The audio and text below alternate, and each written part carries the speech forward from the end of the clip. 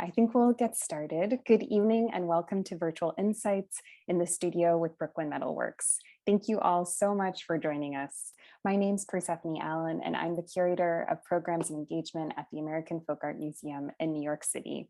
As many of you know, our museum is dedicated to expanding the appreciation and understanding of self-taught art across time and place. And we're thrilled to celebrate 6 decades of this work with our institution's 60th anniversary this year.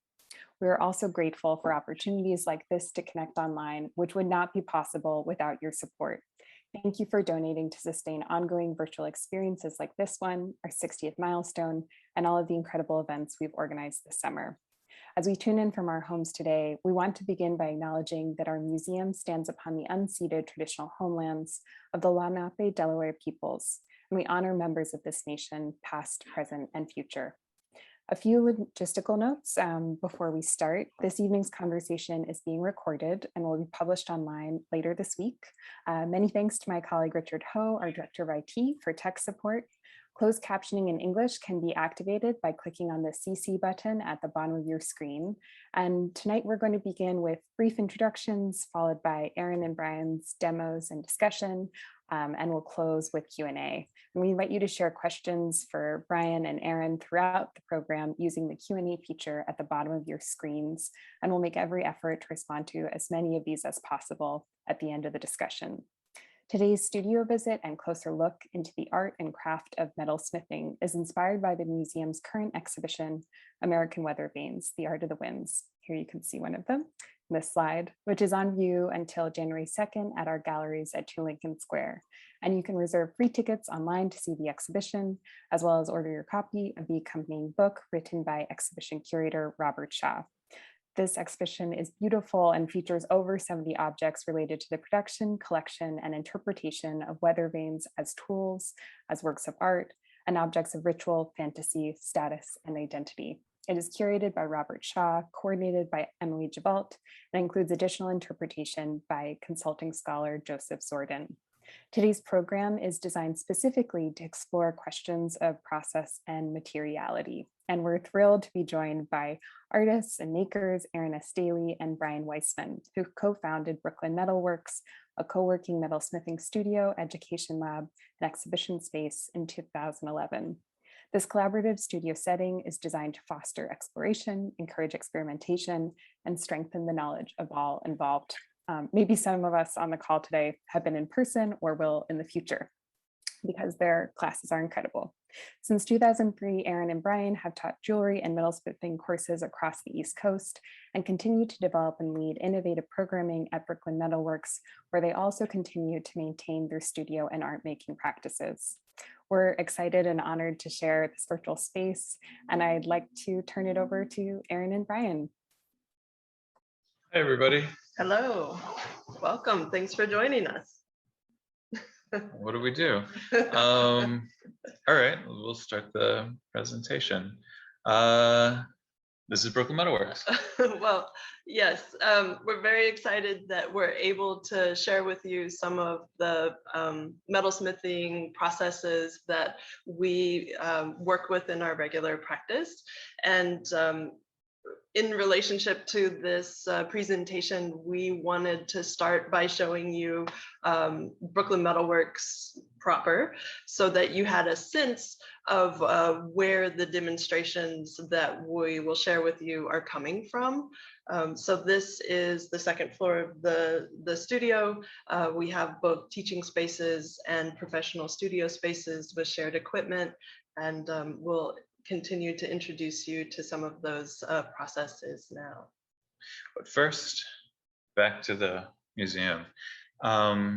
So this is a wonderful weather vane that I think both me and Aaron really just kind of fell in love with. It has such great examples of taking flat sheet and turning it into volumetric forms, cast elements. It has movements and, kind of like you can see the wings and how they kind of, billow out like real wings or something like that. And then you can also see the structural elements. Some of them are probably originals. There's some aspects that might have also been repairs. So as metalsmiths, Brian and I have been taught how to fabricate with sheet metal and metal as a cast object. And so to have this opportunity to investigate this particular format of weather vane was very interesting to us. So from our perspective, we're looking at these sculptural objects that had a utilitarian function, and really being impressed by how they utilized sheet metal fabrication techniques that we use, how they approach soldering, how they approached form building, and that's what we're going to continue to talk to you about now. So one of the things is, I mean, this is also a great example. This ram, which has, you can see like a detail of a hole, which was probably made by somebody shooting at it, because it is out in the country, I guess, and that's what you do with things, you shoot them. But it also shows like the thin material that's being used, right, for weight reasons, and copper, because it's also such a great material, resists corrosion once it has oxidized. So a lot of these forms are historically made from sheet copper, and that's something that we work with too.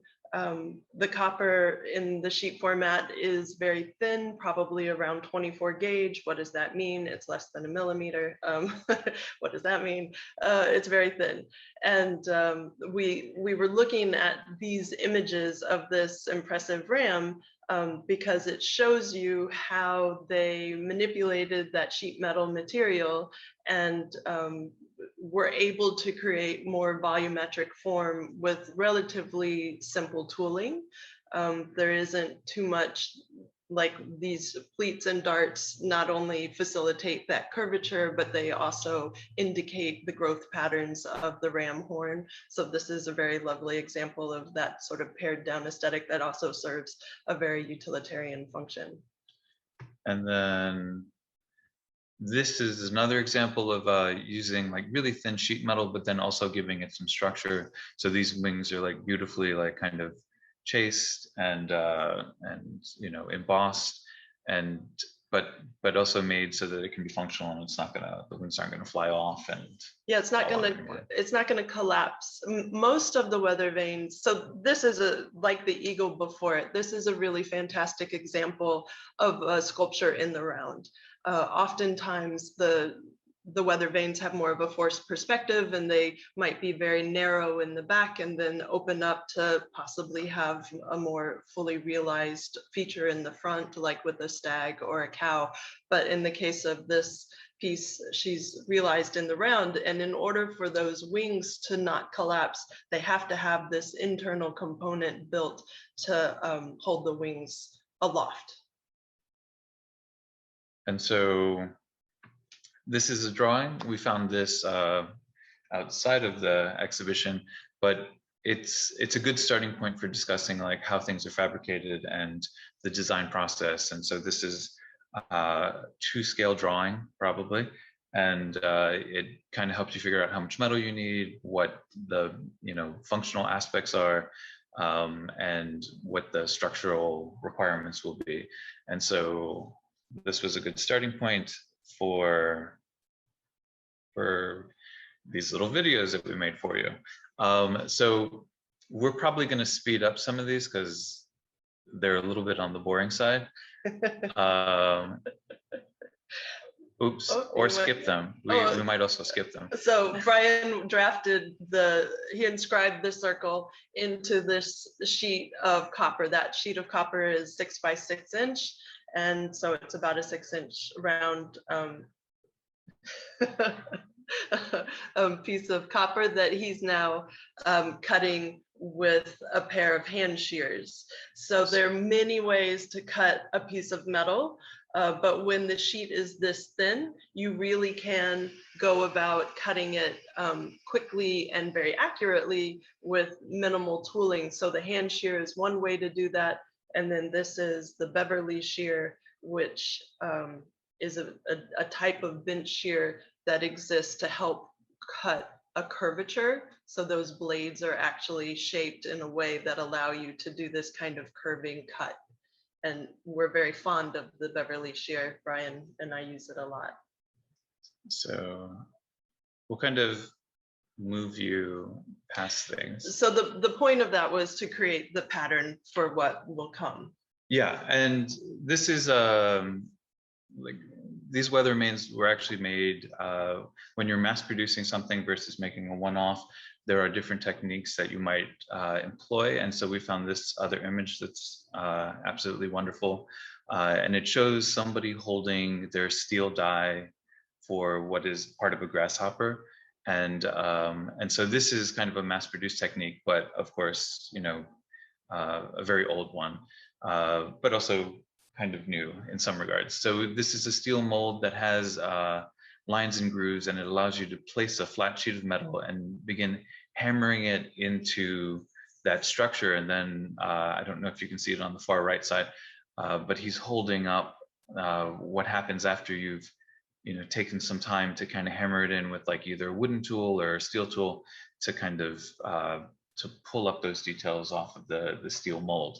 So you can see in this one image to my left, where he has the hammer in his hand and the punch in the other hand. So he has tooling that fits into these different crevices that he's hitting into the shapes, and it's counterbalanced. That's probably either sand or lead shot that's in a bag to provide the weight necessary so you can continue working without the piece bouncing out of the form.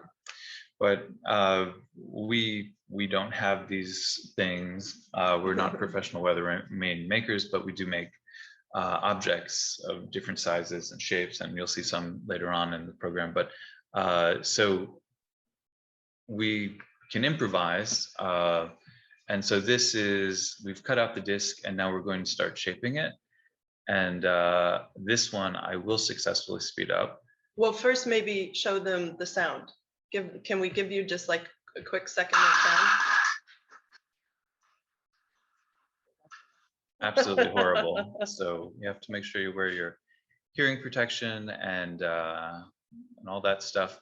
But so essentially what we're doing is, much like that grasshopper form, we've got this round form and we're hammering the sheet into it. We're using a plastic hammer so that it's, you know, it kind of pushes the metal instead of stretches the metal. This is sinking, though. The process is called sinking. So we're kind of stretching the metal into that form, but we're trying to do it nice and uniformly so that we don't tear through the metal in any place. And or wrinkle it or do other things. So it's sort of a very methodical approach to getting the metal to move and compress in ways that you want it to. Good? Yeah. All right. So this example we really also love. So this is a lovely goat.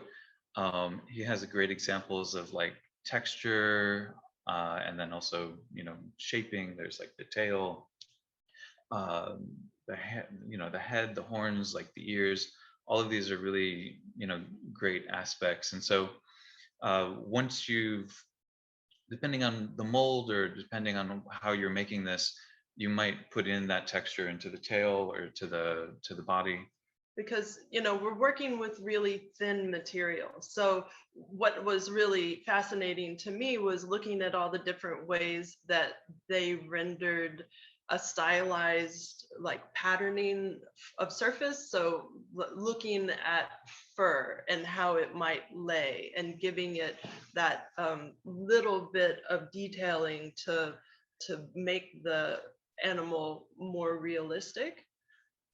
So, and you can see this like in a variety of different ways. Like there's a bunch of tails in this show that are, you know, really incredible, like this rooster and the horse's tail, and just kind of playing with like texture that can then create the ideas of hair or feathers.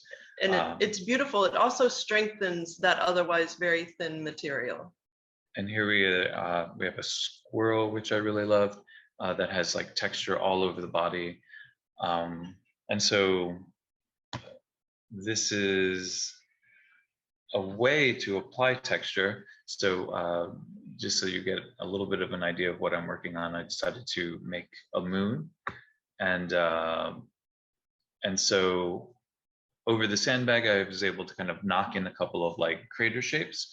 And then I've taken it over the stump to kind of like smooth out the form a little bit. When he was being really aggressive in that first video, he was using a metal tool, and that's going to give you a much different result than using this wooden tool. On top of a wooden stump. So it's, and you can see in this stump that there are also behind his hands, there are some different depressions that we've cut out. So to create, to sink into much like the form that he was using earlier. So a stump in a studio is a very versatile and important tool. And then to give it some more texture, we're taking like a really sharp crossbeam hammer face, and we're kind of just adding texture. So it's kind of this shadow. Unfortunately, the video doesn't end showing the piece, but so this is how you would apply some of those textures. And then, so whenever you hit metal, you increase you work harden it. That's the term. So you're taking all the molecules that are in the material and you're compressing them. And that makes it very strong, but it also makes it rigid. And if you're trying to fit two pieces together, you might need to bring back that ductility and malleability. And it would be through this process called annealing. And if you're familiar with annealing through glassworking, it's the same word, and it talks about taking stress out of a material that's been built up through various working processes. But in this case, annealing is heating the metal to about 2/3 of its melting temperature, maybe not quite, and allowing that crystal structure to expand. So the whole thing needs to be hot. And then in the case of copper, it needs to be quenched in order to sort of freeze those atoms in space and keep it to be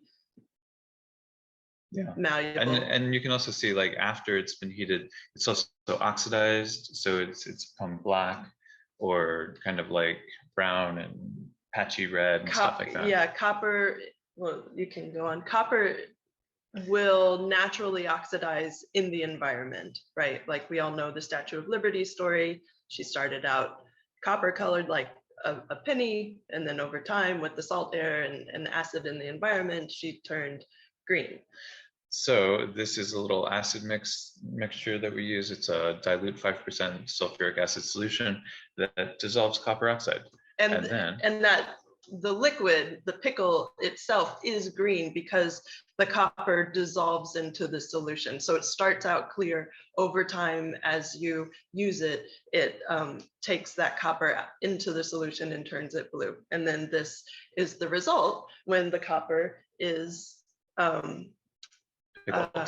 pickled. Yeah. We call it pickle because it's a throwback to when they used to use alum. Well, so historic examples of pickle would be alum in water. It could be vinegar and salt in water, actual pickling agents. Now people use citric acid, or sodium bisulfate is a common one. So this is the two pieces that are being made.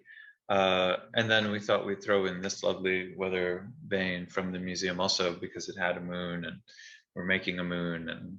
And it is, she has turned green from the natural wear of copper in the environment. And you can see this is an example of where they would have used multiple materials. So she's part copper and part steel, iron, wrought iron. Yeah.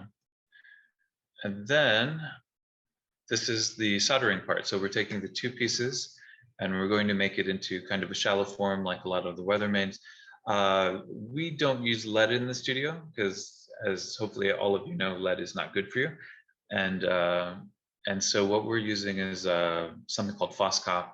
And it was my approximation for lead. Normally in the studio we use silver solder, but this kind of allows you to kind of do the same process where you can just stick two pieces together, heat it up, and fill in some of those gaps. And so you'll be able to see a lot of the solder seams in the pieces in the show, which is like, for me personally, it's really great because you can see how the pieces are made.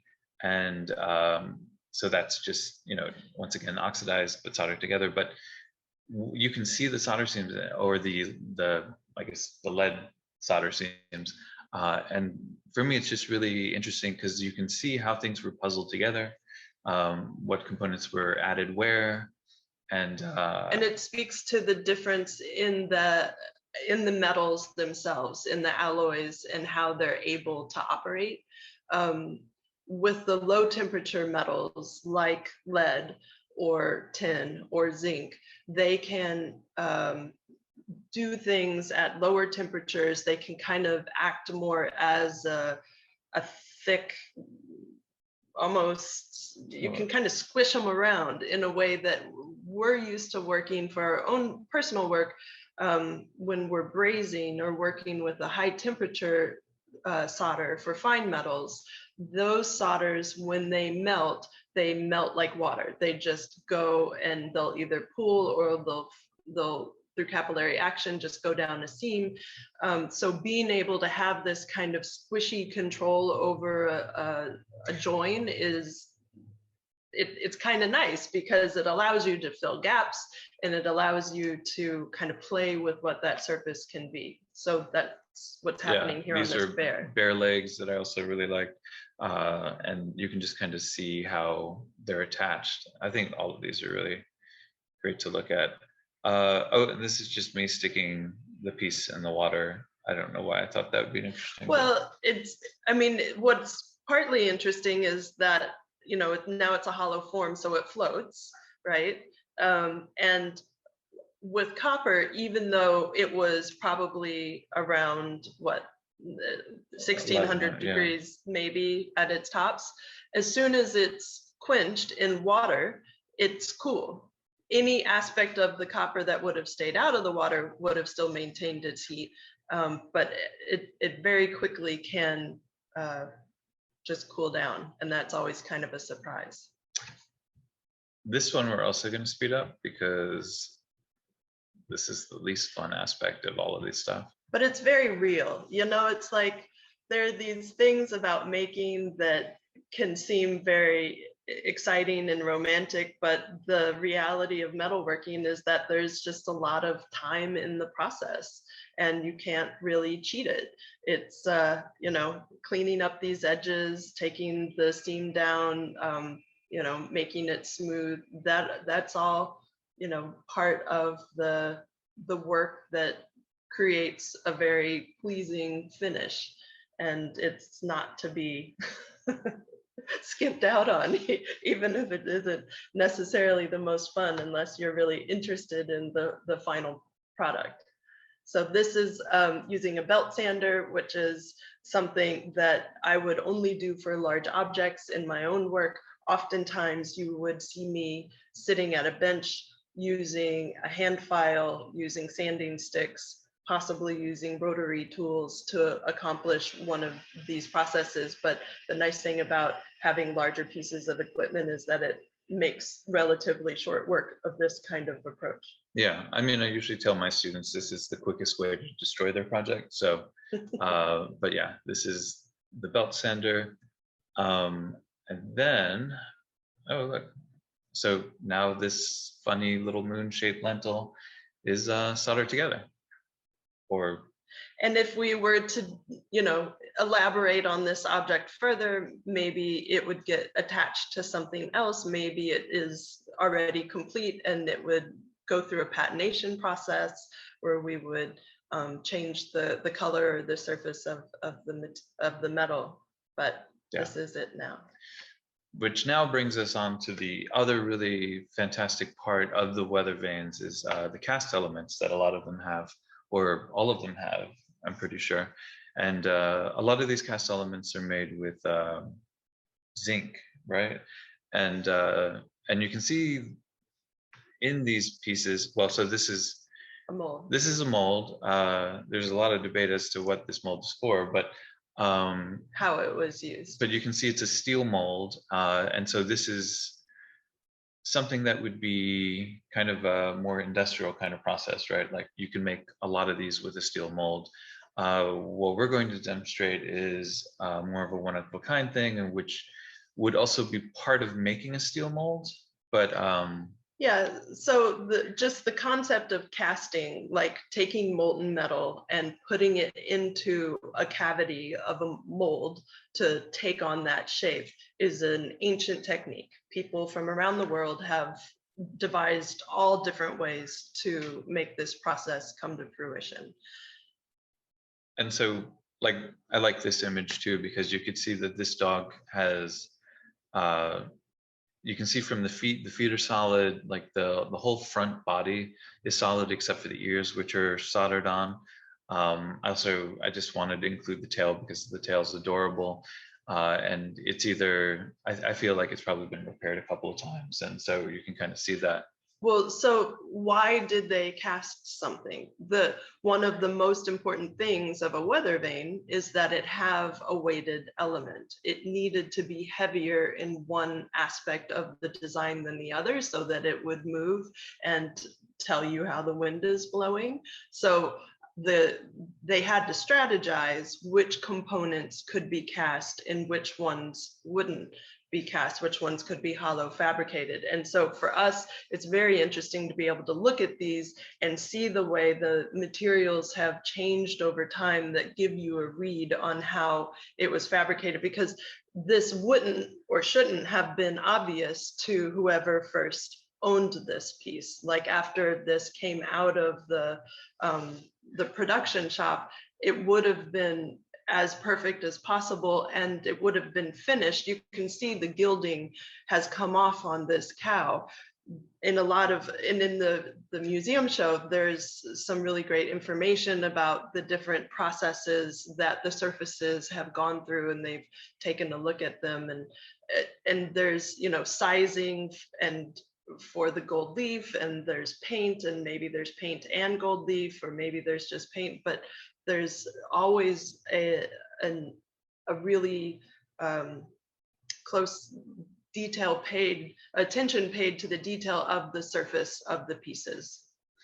And this is also one of my favorite pieces from the show. It's this giant, you know, golden calf, and you know, it just has wonderful details, and it's just and if you look, you can see under the front legs that that's where the pivot point would have been for the weather vane, because it, you know, the balance was very important in the construction of these objects. If you needed it to spin, so you had to engineer that. You needed it to balance, so you had to figure out where that point was between the back and the front. It's kind of like when people make a spoon or a fork, like finding that moment where it will kind of, the fulcrum where it will balance from. So.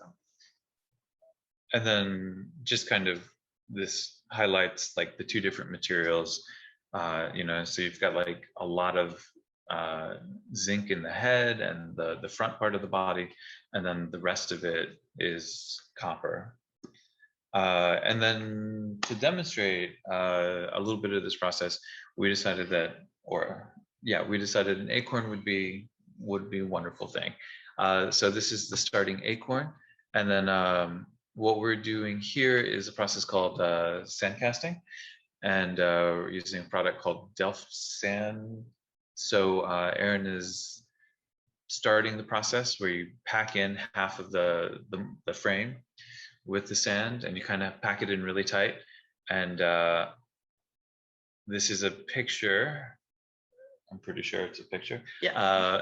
And then well, so what you're seeing that I just sprinkled on, it's called pounce. It's technically cornstarch. It's a separating agent so that you don't smash all of the new sand on top of the old sand and combine them together. It works as a resist, because what we need to do in the case of this sand casting is be able to separate the mold apart to take out that model that created the form and leave the hollow behind.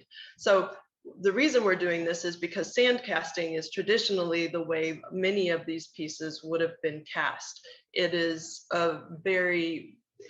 the detail that you can get from sand casting is very, the fidelity is high, and it's reusable. So you could make a mold, cast into it, break it out, make it again, cast into it. It's just over and over and over again. So you're not wasting the mold material, which can become problematic. So this is our small scale version of sand casting. And for us, so you can see these two parts here. So that's a closed form right now, but clearly we need it to be we need to make an entry point for the metal. So what I'm doing in this portion is I'm creating what's called a sprue. So it's a hole that allows, it's like a funnel, right? That allows the metal to pour into the mold to take on the shape of what that model is. And I think it's important here to note that what we're going to be casting is sterling silver. And what was cast before for these pieces clearly wasn't, it was zinc. And the reason Oh yeah, the reason that we don't use zinc is because of something called metal fume fever.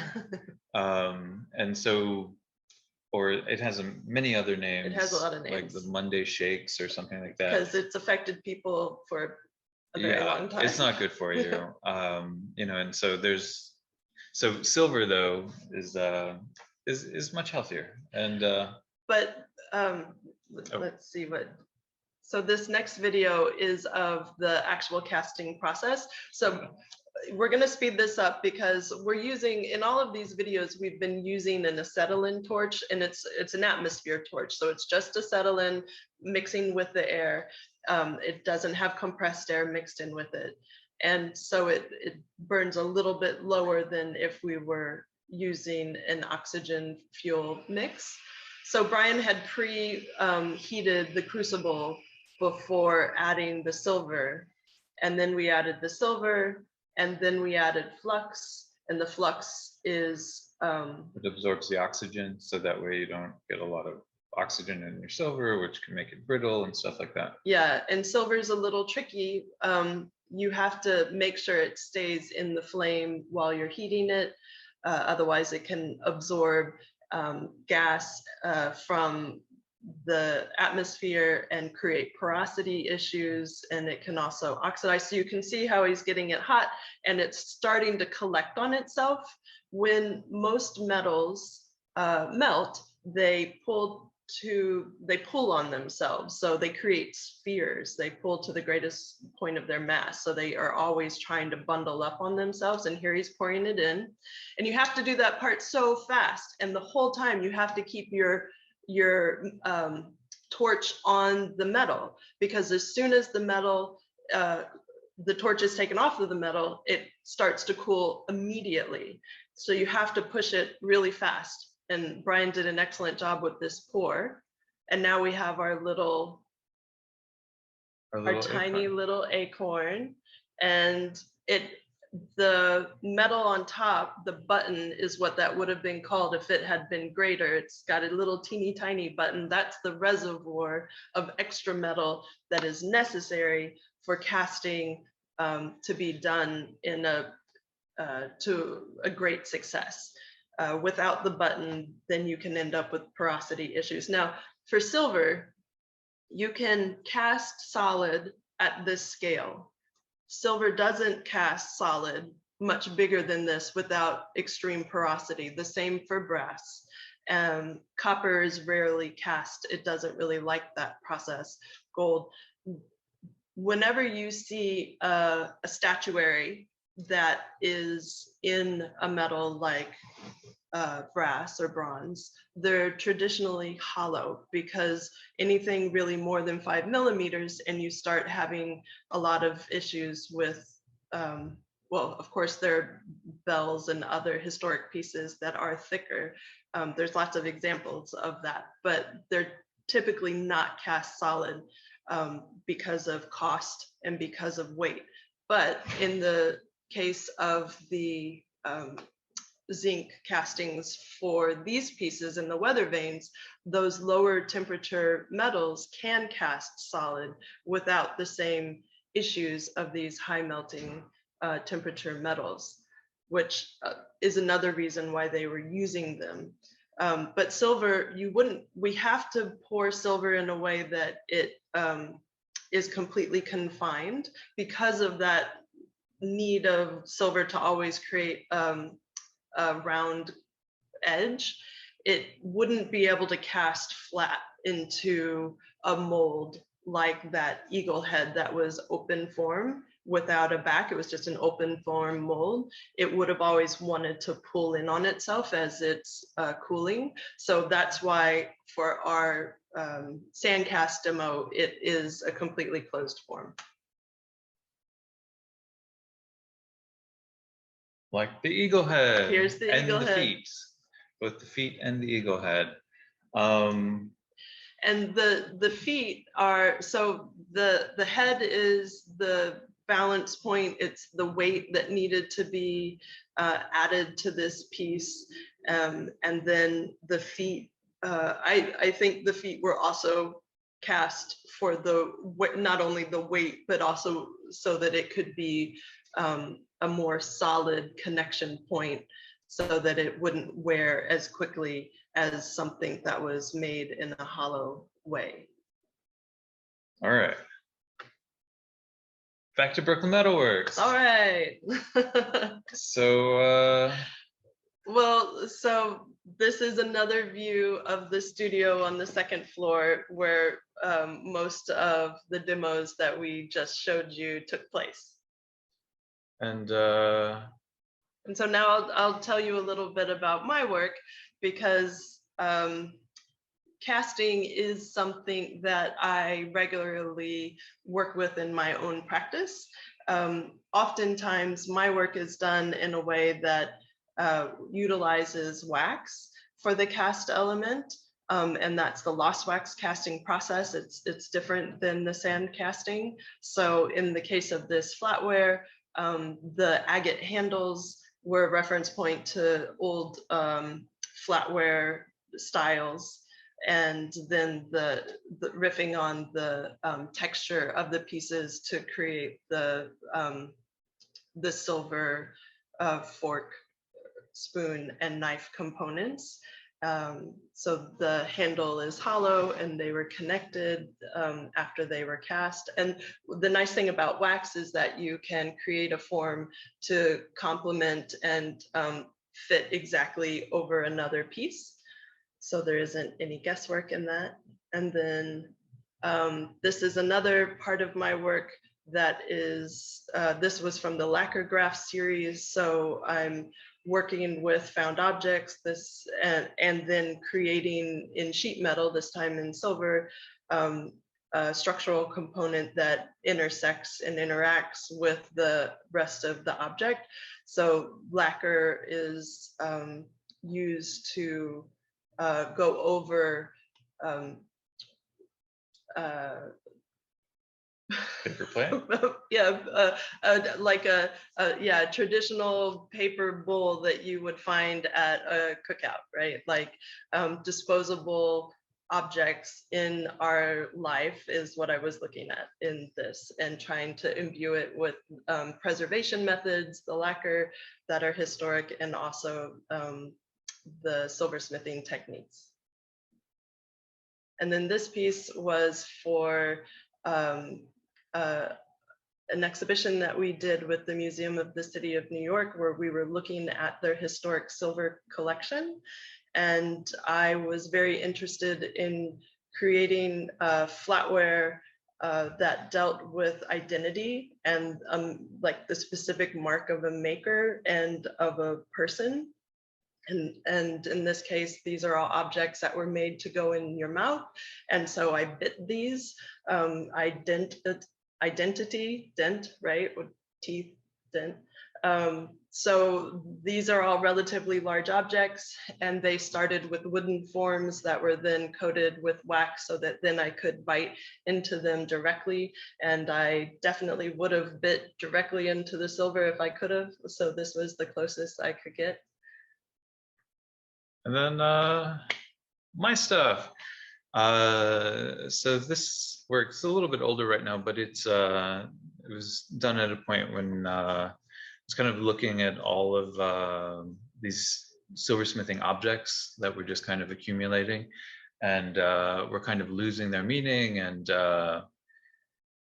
like culturally and then physically, like nobody really has tea time anymore, nobody needs teapots, and there's a lot of sadness in these objects, but then the idea was to kind of imbue them with like a second life. And so I was taking these objects that would normally just ended up in a cauldron and melted down and turned into some other brass thing, because most of these are brass plate or silver plate over brass.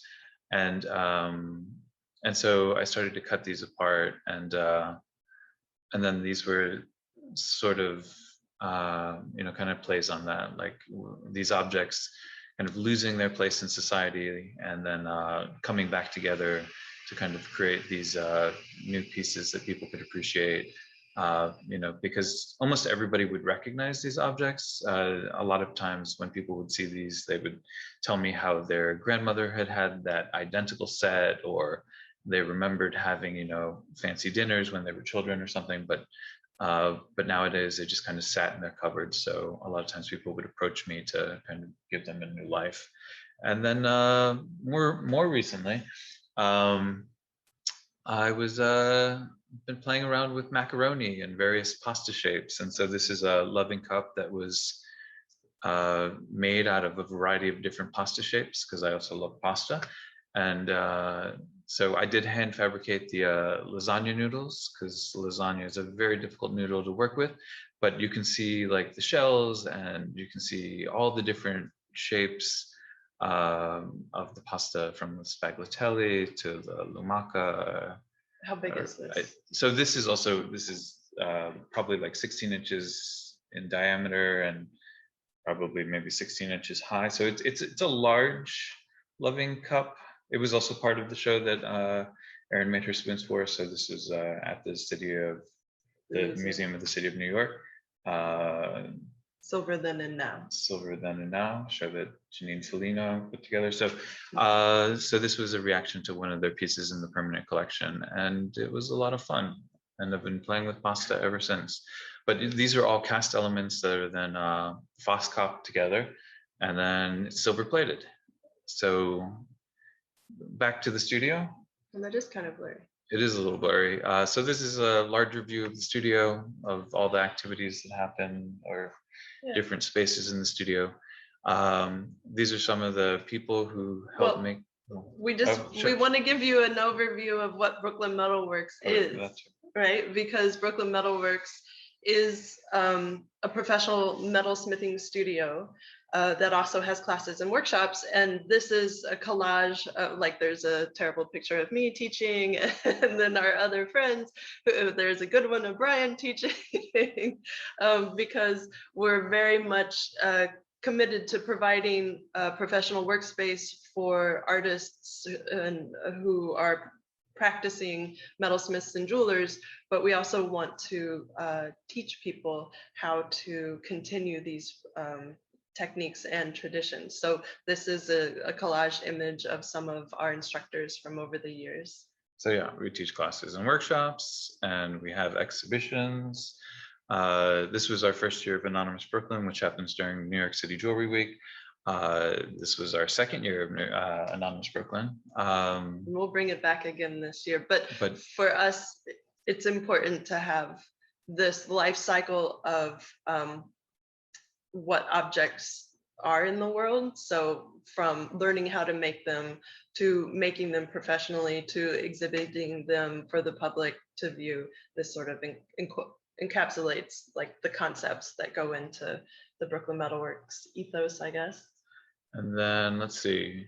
Recently we expanded, so now we also have the fourth floor, which is all professional spaces. So we have about 25 artists that work on the fourth floor, and then we have more artists that work on the second floor, and then 2 teaching spaces, and and then we have in the exhibition space, we also have an artist lecture series where we bring people in from across the globe to share their work with a local audience. So these are just kind of Brian and I like to remind ourselves that all the work that goes into Brooklyn Metalworks is also part of our art practice, because this does take up the majority of our time. We aren't full-time at the bench. Like, I don't know, yeah, that we're not. We're doing all of these other things in addition to making our artwork. And then back to the museum. Yeah. And so this is another wonderful piece that we love that has great like antlers and just like a great finish to it. Yeah, this was one of the most beautiful pieces in my regard of the exhibition. I love the forced perspective on this piece, that it goes from like the understanding of depth from the hips and the hind legs that are actually quite narrow from the side perspective all the way to the front, where you get the full rendering of the horns in the head. It's just a very lovely piece. Also worth noting, a lot of these pieces cast lovely shadows. Oh yeah. So if you do go see the show, which you should definitely go see the show, so that you can look for solder seams and cast elements, and you can also check out the shadows. And yeah, the show is installed very beautifully, so please go and see it. Is there more? Should we talk more? There's Persephone. Well, I thought this might be a good place to start to invite some questions, because we've had a lot of comments throughout your presentation, and I just want to say thank you so much. This was incredible. All of those demo videos, I feel like I speak for everyone on the call today to say that they were so instructive. So I wanted to also just say to everyone, please submit questions. We have dedicated this time to hearing what you're curious about and what you want to hear more about. And to start us off, we had a lot of questions at the beginning. Bradley was wondering, and I don't know if you want to go back to this, or the bare leg solder. He writes, it seems to appear thick and blotchy. Were the seams finished with a tool? Did the solder cool to the point where it could have been smoothed with a finger? Well, also, we should say that Aaron and Brian are, if there are questions here that are beyond, we can also save some of these for our exhibition curators. Well, I mean, okay, so tinning is something that I've done a lot in my own work, and tinning is, comparable to using lead. And maybe you've seen lead flow for stained glass work, right? Or electrical soldering or something like that. But with tinning, you can use a cloth that is either wet or with a flux on it, and use that cloth to spread the tin. So there is an ability to kind of almost paint with it. I wouldn't touch it. It's way too hot for you to touch, but it does have some yeah, I mean, that specific piece, when I look at it, I think of, I don't know if I'll be able to find it easily, but it looks like there's like this funny tool called a Prius, or I might be making that up. Let's see if we can go back to the soldering stuff. There we go. And so this tool called it's basically, it's like I forget what the fuel source is, but it has like a tank, and it has a fire that shoots out, and it has a poker on the top. Oh, it's like a soldering iron. I have it over there. My father bought it for me when I graduated, because I guess that's what he thought it was going to be when I grow up. But so it has this, block of steel at the top that gets hot, and then it allows you to kind of like push the lead around. And it's a soldering iron. Yeah, it's just with a flame instead of an electric source, or like a heated steel point that is heated with the flame, and you just kind of like smush it around, because lead solder is it melts at a much lower temperature than silver solder or even the Foscop that I was using in the video before. That was my approximation because we don't really, leads can contaminate silver and precious metals, and so we keep it out of the studio. But back then it was, great. It was fun. Everybody used it. Sweetened the wine. So. Yeah, I think in addition to the appreciation for just the skill and the knowledge and the time that goes into making all of these objects, I also the toxicity is a real element that I think you've brought to the discussion tonight. We have a question here from Phoebe asking, what if you could name the solder that's used that's not lead, or if you could name other solders that are typically used? Well, so they do, like nowadays, like people in stained glass, they use lead-free stuff, which is, it has a lot of tin. It's mostly tin. Yeah, and so there's alloys that are used besides lead. What I was using was something called Foscop, which is phosphor and copper in a certain proportions that allows it to kind of melt at a lower melting temperature than copper. And it doesn't require flux. Usually when you are soldering, you need a fluxing agent to protect the seam from oxidation in order for the flux to flow. But that wasn't the case with the Foscop. So that's wildly different than every other type of solder that we use. But in the world of solder, I mean, it's just an alloy that melts at a lower temperature than whatever materials you're trying to join. That's kind of the basic definition. And what those could be in the world vary wildly. It depends on the materials and the application. Yeah, there's solders for a lot of materials, and it's usually a component of that real material or something. Yeah, because you typically try and color match whatever you're working with. If you're talking about gold, then you also need to carat match and other things. But the solder hole can be very deep if you start to talk about solder. But yeah. Well, I feel like we definitely have some materials enthusiasts because the Q&A is live with a lot of questions here, and please everyone keep them coming. This is very technical. Bradley also asked, I'm not sure if we can answer this tonight, but is there a difference in the thickness of sheet copper from the 19th century, say 1875 versus 1945? And could this be used to identify reproduction weather vanes?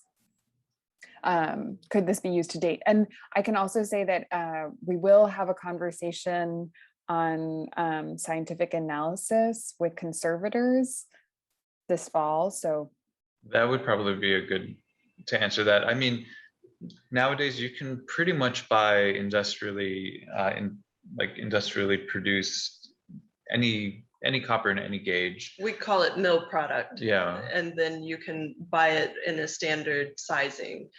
But my feeling is that once the material has been worked, you wouldn't be able to get a read on how it started so much. Like after you've hit it and it stretches or you've compressed it, and like the thickness is going to vary throughout the form. So unless it was like a completely untouched piece of metal, you might not be able to get an understanding of that. I feel like probably a better indicator would be if you could, like I have a Weatherman at home actually it looks machine pressed, and so it's not so much like hammered, and it's not so you can kind of see by the surface like whether or not it's been hammered and then hand textured, or if it's been pressed with like a hydraulic press in a mold still, but so you can kind of see the difference.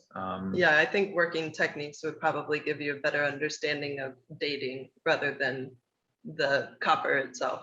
Yeah. Maybe the alloy of the solder. Or if it used lead or not, yeah. And for anyone on the call who might be less familiar with these techniques, I know that when you started off, you were talking about chasing and embossing. And could you just describe a little bit more what those processes are for metalworking? Sure. Chasing is usually when you take like a a flat sheet of metal and you use like chisels or chasing tools or sharp tools to kind of make lines or hammer in kind of lines.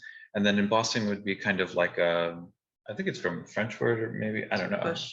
Yeah, so it's kind of where you're pushing out the form from the opposite side. Or no, that's repoussé. Chasing and repoussé is, but embossing is kind of the. Yeah, well, embossing could go several different ways. Maybe it's just a matter of pulling like a roller printing situation where you have a texture plate and you capture that texture onto the other piece of metal through pressure transfer. But repoussé and chasing often go together because you're pushing out from one side and then the chasing comes from the detail on the other side, if that it's kind makes of sense. Yeah, working it from both sides of the material so that you can create a volumetric form and increase detail. Yeah, That's great. I think you're giving your descriptions are it's clear how long you've been teaching, because these are great descriptions for complex processes. So here's another question. Could you describe, and this is in relation to the eagle, how they would have, how the image would have been created in that steel mold? So I think the question itself here is like, how was the steel mold created? So, me and Erin have kind of actually been debating how this steel mold is used, because how is the steel mold made? Well, how we can debate both. We can debate both. The mold is made kind of through the same process as sand casting. Essentially, you would first make the head. Well, you would imagine the positive of that shape, right? You have the positive mold of or model of the head of the bird, and then the material is, maybe it was in plaster, right? Like oftentimes casts come into contact with, like, the model mold material is plaster or wood, but yeah. Then the material, the molten material, or it could be sand also, is cast towards it, and then that what was once the positive is reclaimed, leaving the negative space of the bird head in this case. So there's a lot of translation that happens in casting, like from the first model to the second mold to the third, like it's a lot of back and forth. So just thinking through what the positive creation needed to be in order to cast the iron to capture that shape would have to be the first step. But in like some of the books that we were looking at, like some people would actually make, so they might pour lead into this, which they would then use to kind of hammer into a negative form so that they could like force the copper into the negative form, but using the shape almost like of the head. Like it would. It's like a stamp, like a conforming stamp. So that's another, because this isn't a two-part mold. So either because you need both sides of this eagle head to make a three-dimensional eagle. So I don't know what happened to the other side of that mold, or if it was destroyed or something like that. But yeah, there's a lot of things about this mold that are intriguing to me. I wish I knew more about it. But because there aren't any registration points for it. If it had a second half, there isn't an opening for the sprue or for the metal to be introduced. But so I was thinking it was like an open face mold that you might pour, like, because you could potentially maybe pour the zinc into it, and then if you had the other side, you could then weld the two parts together. But seems like a lot of work. Yeah, it seems like more work than just having like a two-part mold that would key together, and then you pour directly in and then cut the sprue off. So yeah, me and Erin kind of have been debating this image because we really like it, but we don't understand it. Yeah. Well, I feel like you're really the complexities of all of these processes and the time required. Once again, you're really underlining. There, Bradley writes, could the eagle mold have been used to hammer sheet copper as opposed to cast a mold? Yep. Yeah, absolutely. Um, agreed. Like So similar to the grasshopper one from before, but there's something about it that I'm just not 100% sure. We have a question here from Terry about your pasta cup, Brian, which we got a lot of love in the chat for as well. If you could speak a little bit more about the construction of your pasta piece. Should we go to the picture? Yeah. Absolutely. So my funny pasta bowl thing, which apparently I don't even know where it is. Sorry, everybody. So that's it. That's the loving cup. There's actually a very long story, which would be like a half an hour story, and we don't have time for that. But where I say, Aaron, you're right. I should have did it that way. But with this, essentially, you did do it that way. eventually, I did it the way that Aaron said that I should do it. But I took each individual piece of pasta, had it molded in a silicone mold. And then I had waxes made from those molds, and I had like hundreds of these waxes made by our friends at Daniel Casting, and then I constructed certain elements as holes. So like that large shell piece in the front was constructed all in wax and then cast as a hole. It has a radial pattern coming from behind that shell that's maybe a few inches in. Yeah, but so that was cast as a whole, but then a lot of the other individual pieces were, molded and then made into wax and then cast individually. So I then made a investment form, which investment is something they use in the casting process. It's like plaster. It's like plaster, but it can take heat. And then I pinned all the pieces together onto this investment mold, which is like a hemisphere shape. And then I Foscopped it all together. And I continued to kind of like add and add until it was like this both like grotesque but yet beautiful thing. And so yeah, each piece started off, as a wax that was then cast into brass and then assembled. And then it was plated in silver. Yeah. So the whole thing is constructed in brass but finished in silver. Yeah. So that's my funny loving cup pasta cup thing. And is this a cup that could actually hold a liquid? No. Well, it could act as a strainer for pasta if you were interested, but yeah, it's just kind of a very like. It's hard to read it from the image because it's silver on a white background, but there's actually a lot of negative space in between some of these pieces, like the little tiny, or they ditalini that yeah. create that sort of sphere shape on the right side. It's it's completely hollow. Yeah, but it's a big weird thing, but it's fun. People really like it. It's pretty fantastic. It looks pretty wonderful. And of the pastas, did you say you had a favorite? Well, actually, I really like making the lasagna handles. They're just like very easy, but also very fun. I do really like building with the ditalini because it's just they're just like little pieces. I like pronouncing the names is not my strong suit, but the orchetta, which I've been told mean ears. They also are a lot of fun. You can build interesting shapes.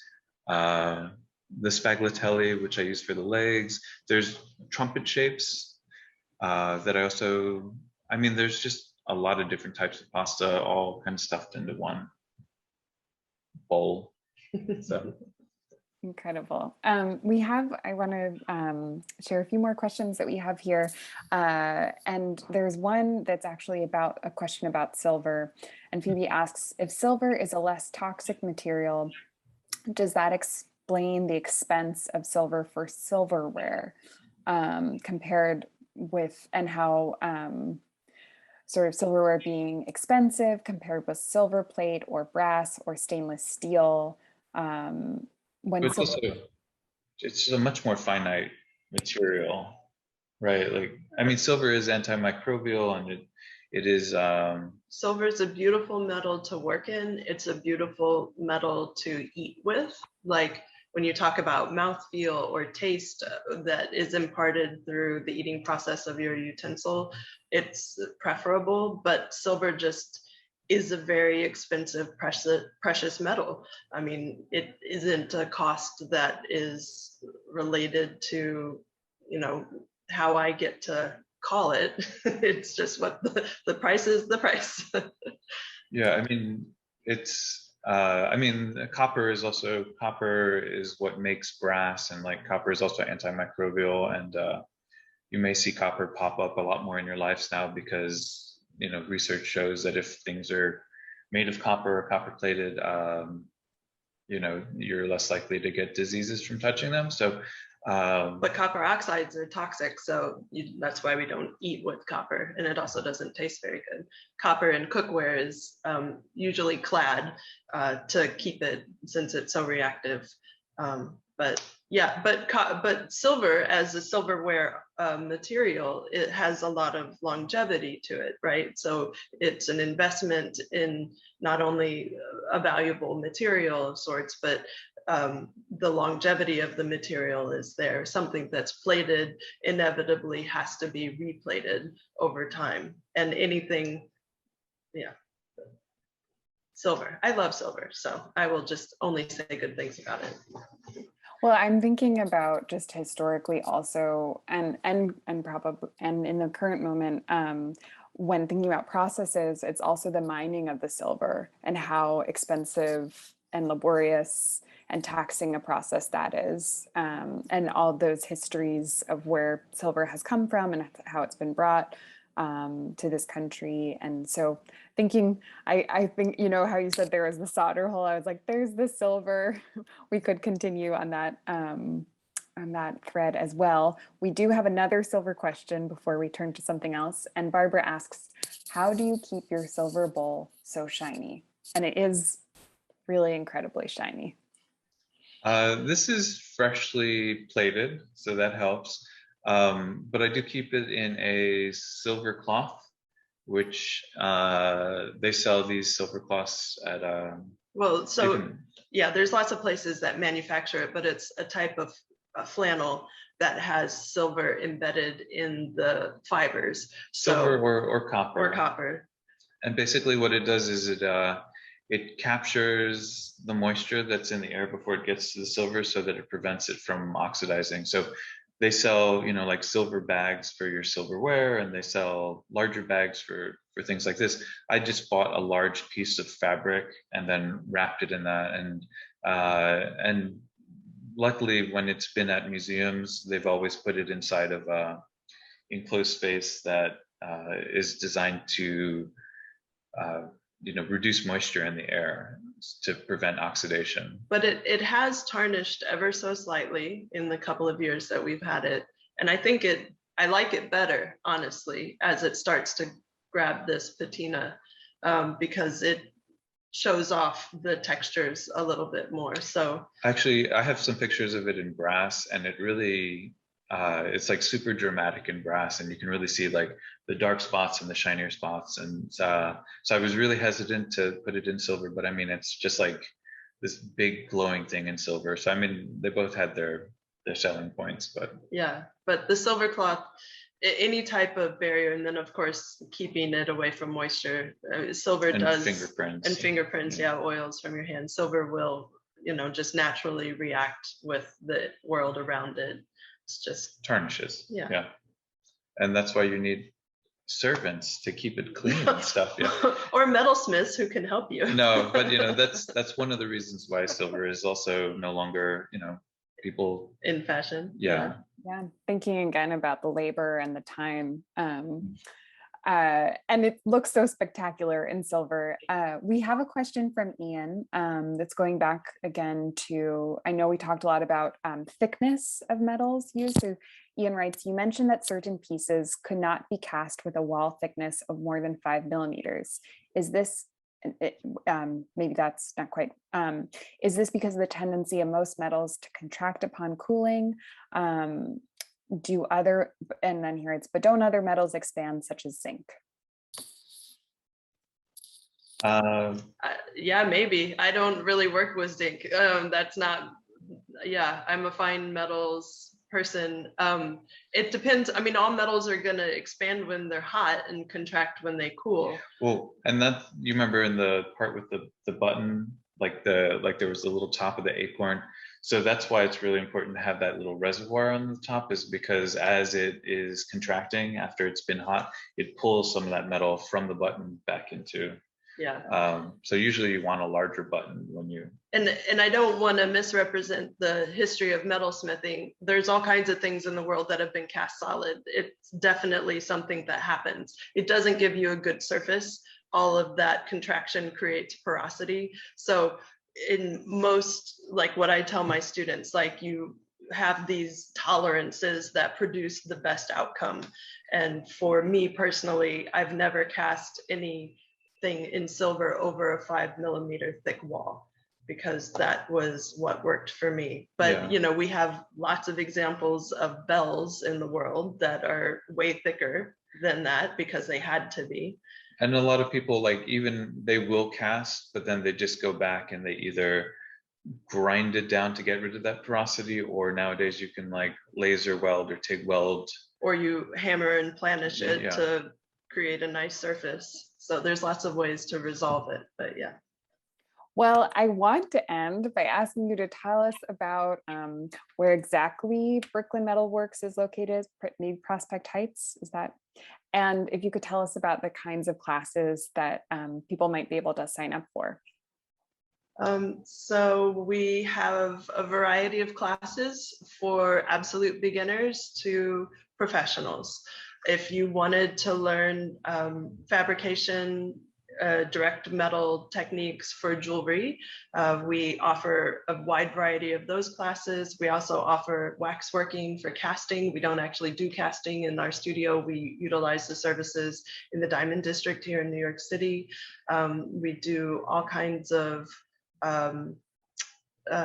varying techniques. So dealing with formats of fabrication for like hollow forming, or maybe we're talking about stone setting, surface embellishments, but most of them are dealing with jewelry. But we also have mount making classes taught by Sasha Nixon for object display. We have rendering classes for how to draw jewelry to better your practice, talk about designs, speak with clients and customers.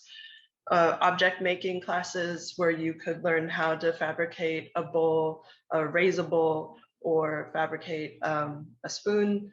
So these are some of the types of classes. We do a lot of the traditional stuff, you know, like traditional silversmithing, metalsmithing, goldsmithing, and a lot of stuff that is, you know, it's just funny because that was one of the favorite things that I loved about seeing the show, was because a lot of these people were metalsmiths and they were approached with this problem and then they just kind of made it happen. And I don't know. So yeah, we teach things to help people make things happen.